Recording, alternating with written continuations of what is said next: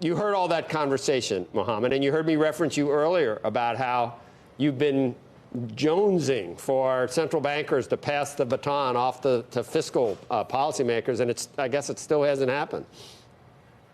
It hasn't. And let me just say on what you guys discussed, which is important. First, the U.S. consumer cannot save the rest of the world. Two, the U.S. consumer can insulate to some extent the U.S. economy from the rest of the world. Three, our interest rates, yes, we don't deserve them, but there's two realities. The ECB has negative rates, and it's going to go more negative, and it's going to restart QE. Add to that divergence growth, and like you said, we get capital. So our interest rate structure is being determined by Europe, which leads to the fourth point, which is our markets are going to remain incredibly volatile despite an economy that's doing well, Joe. And I think people have to understand the distinction between the economy and all this silly talk about us going to recession this year. We're not. And on the other hand, the markets, which are going to be more volatile and require a different approach.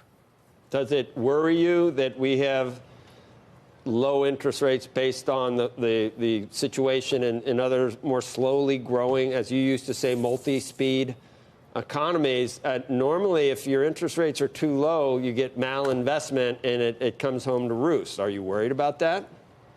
I am, and I've been for a while. You know, I remember when I discussed in 2016 in the book this notion of if the central banks are the only game in town, you're going to get to a T-junction where the road you're on is going to be increasingly volatile and less sustainable. Things start breaking in the economy, in the financial system, socially, politically, institutionally. That's what we're seeing around the world. And at some point, we tip one way or the other. And the longer our interest rates remain artificially low, the greater the risk of a market accident. So, yeah, I do worry. And if we ever go into negative interest rates in the U.S., you're going to see me waving a red flag saying this is really bad news. Mohamed, though, explain what you think is happening with the American consumer, which we keep talking about, the wind between, not between our wings. Beneath our wings. And here I am, I'm flapping my hands as if I have wings. Yeah. Explain what you think is happening with the consumer, though, relative to all of the other numbers and data points that we've been looking at over the past couple of weeks that have been flashing sirens for the rest of the market. So the ones flashing siren from the rest of the market, to be clear, are mostly from outside. And this week it's been China, it's been Germany, it's been Singapore. It's been about deglobalization, which is ongoing. The trade tensions are just a symptom of a much deeper malaise. And they've been about financial markets that are being influenced from what's happening outside the U.S. Those are the ones that have been flashing yellow and red. The U.S. consumer is in a good place simply because the labor market is in a good place. We continue to create jobs at a higher level than you would expect this late in the cycle, and wages are still around 3% in terms of annual growth. That's a good place to be. Plus, the saving rate is high. So you don't think we peaked on wage growth? No, I don't think so. I think, if anything, we're going to see wage growth going higher. The main risk for the consumer is self-fulfilling expectations, that people read these alarmist headlines about the inversion of the yield curve that do not take into account big distortions. They get scared, understandably so. They spend less, right. And if they spend less, business... How do you explain then CapEx this year in terms of the lack of it? Because the corporate sector is more exposed to the rest of the world. And that's why there's a difference between the economy, which is relatively closed, and business and the S&P, which is more open. So we have to understand that there is a distinction between the two. Mohamed, just a very quick one here. The bond market is trading like there's a recession. The data is not coming in like there's a recession. Is the bond market wrong here, or is the data wrong? The bond market is distorted. It is distorted by what's happening outside of the U.S. We live in an interconnected world. So if you live in an interconnected world, you have no choice but to import the effect of negative policy rates in Europe, 16 trillion of negative yielding bonds, mostly in Europe, QE about to resume, a central bank with a printing press in the basement willing to buy for non-commercial reasons. I would buy bonds ahead of them. You know they're going to buy you out. And add to that the fact that we have better performance. So all that is going to distort our yield curve, and it's going to weaken the traditional signaling mechanism. Well, that sounds great. And if it wasn't for the malinvestment of the low rates, I'd love to keep rates low forever, except for savers, obviously.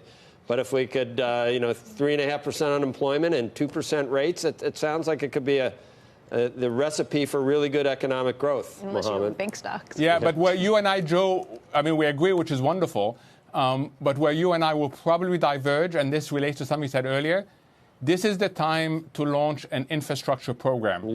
I think you might be right now with a bond or something. A 100-year bond. Yeah, Right. if you can fund it for 30 years at 2%, Yeah. and if there's clear lack of infrastructure and you need to modernize, and it has a positive demand impact and a positive supply impact, this is the time for the political parties to come together and agree on this. And it doesn't have to be a monorail, like around New York City or something like on The Simpsons. It could be some good.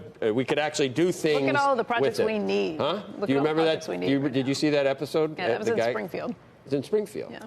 Every town needs a monorail. No, we need to not dig holes and fill them back up like we did a few years ago when those shovel-ready. What was shovel-ready? You knew that was coming. Anyway, cash for clunkers. Good Lord. Anyway, thank you, Mohamed El-Erian, for the quick response. He just said it's different this time. He basically just said the yield curve is different this time. And now I don't know what to do because the distance between the Earth and the Sun does indeed change. Oh, yeah. Mohamed, before you go, I got nothing to hang anything on here. No. Just before he goes away very quickly, is that the right interpretation? This time is different, don't worry? Yeah, no, I wouldn't say this time is different, don't worry. What I would say is understand that at all times you have to look much broader and understand that we live in an interconnected world. By the way, interconnected world means that as we deglobalize, things are going to get tricky. And I'm willing to bet you in 6 months' time, we're going to be talking about the rewiring of the global system for a more deglobalized environment. And that's going to have all sorts of implications for the winners and losers that we have seen over the last few years. All right, Mohamed El-Erian, thanks. We'll see you soon. And now I watch the score every day, in addition to the Reds with your Mets. I don't know, it's Schadenfreude, I think, because I know it's going to happen. Go look at something else. And the Braves always bring us back to earth. Did you see the Nationals and the Reds yesterday? It was like 17-2 or something. It's just awful. Anyway.